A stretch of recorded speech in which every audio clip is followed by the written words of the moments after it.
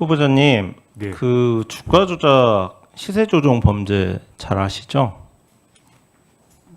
어느 정도 알고 있는 게 관련된 판결도 많이 해보셨습니까? 저희 중앙 경제부 재판을 해서 그런 사건을 많지는 않았습니다. 귀한 사건이어가지고 아니 드문 사건이어가지고 그 당시만 해도 주로 경제범죄 그 주가 조작 같은 사건에서는 후보자님이 선고했던 형량은 어땠습니까? 그 사건이 많지는 않았지만 어쨌든 간에 주가 조작 범죄는 그 자본시장을 교란하는 범죄이기 때문에 거의 다 실형 기본적으로 선고를 했습니까? 그 사건 자체가 지금 떠오르지 않았지만 하여간 뭐 좀 중하게 처벌해야 될 범죄라는 생각은 일반적으로 갖고 있습니다. 그렇습니까? 자본시장법 사업권 처리 영화 PPT 보면요. 접수 대비 구속 비율이 3.3%밖에 안 됩니다.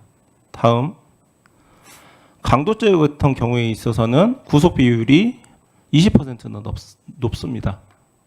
이건 통계니까 뭐 부인할 수가 없는 내용이고요.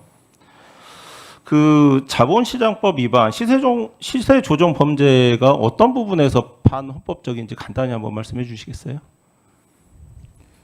결국은 그 우리 사회에는 자유시장 경제이지 않습니까? 각자가 공정하게 속임이 없이 시장의 공정성을 믿고 거래를 하게 되는 건데 그 시장이 갖고 있는 그런 객관적 공정성 자체를 흔드는 범죄라는 점에서 비난 가능성이 높다라고 보고 있습니다. 구속 수사를 원칙으로 하더라도 과잉금지 위반 침해 소지가 상대적으로 낮을 것 같은데 어떻습니까? 범죄의 중대성 여부가 구속 여부의 결정의 한 요소는 될 수 있겠습니다만은 범죄가 굉장히 엄중하다고 해서 바로 구속이 되는 것은 이론적으로는 아닌 것 같습니다. 어쨌든 다음 PPT 보면서 말씀드리겠습니다.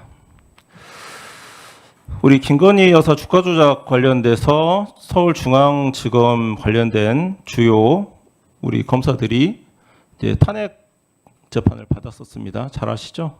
네. 예, 다음 관련해서 마지막 줄 제가 한번 읽어보겠습니다.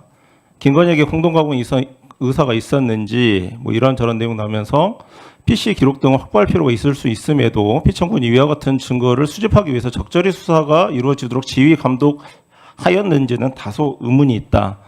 이런 결정문 보신 적 있습니까?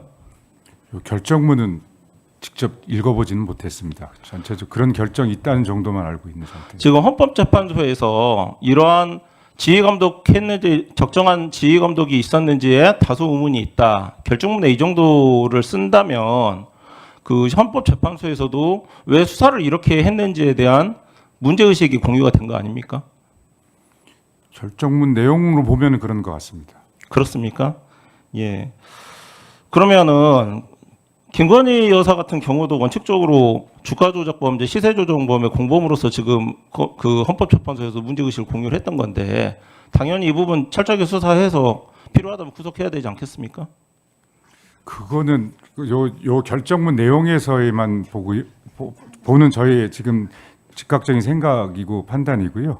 그 사실관계 자체를 제가 충분하게 알고 있는 상태가 아니기 때문에 위원님 말씀에 제가 즉답드리기는 좀 어렵다는 말씀입니다. 검찰의 불기소 처분에 대한 헌법 소원이 허용이 되나요?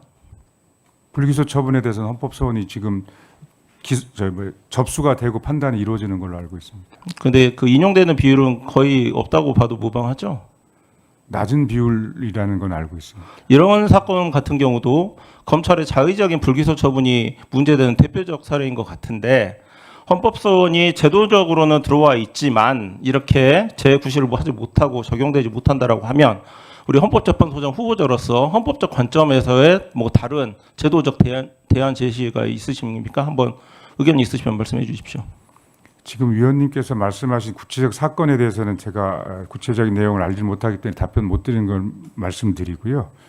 그 불기소 처분에 대한 우리 헌법소원은 비율이 낮은 부분에 대해서는 저희들도 그 원인을 잘 따져봐야 되겠습니다만 불기소 사건에 대한 그 헌법소원도 재정 신청 비슷이라는 게 있기 때문에 그냥 법원에서 좀 일괄적으로 하면 어떨까라는 정도는 생각을 갖고 저는 있습니다. 헌법재판소장으로서의 의견을 묻는 겁니다.